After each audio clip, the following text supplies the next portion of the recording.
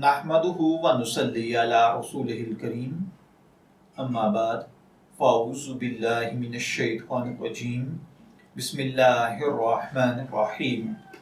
अस्सलामु अलैकुम dear viewers, आपके फेवरेट इस्लामिक इंफॉर्मेटिव चैनल से मैं हूँ शब्बीर अहमद।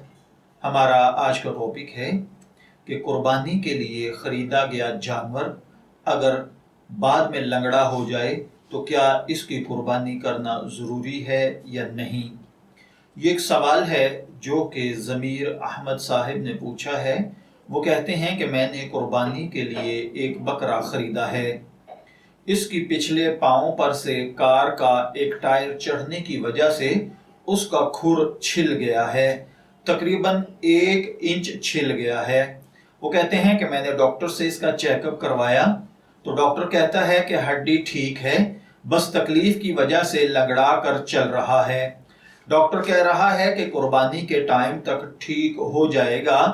तो अब सवाल ये है कि क्या इसकी कुर्बानी जायज़ होगी या नहीं। देखिए भाइयों और बहनों, याद रखिए, अय्याम कुर्बानी तक अगर बकरे का लंगड़ापन ख़त्म हो जाए या इस हद तक ठीक हो जाए कि चलने के दौरान जख्मी पाँव का भी सहारा लेना शुरू कर दे तो इसकी कुर्बानी दुरुस्त होगी। वरना अगर कुर्बानी करने वाला मालदार है तो इसके ज़िम्मे दूसरा सही जानवर खरीद कर कुर्बानी करना लाजिम होगा। मैं दुआगो हूँ कि अल्लाह ताला हमें इन बातों को समझकर इनके मुताबिक अमल करने की तौफीक अता फरमाए। शब्बीर अहमद को इजाज़त दीजिए, फिर हाजिर होंगे किसी नए टॉपिक के साथ। तब तक के लिए अल्लाह हाफिज़।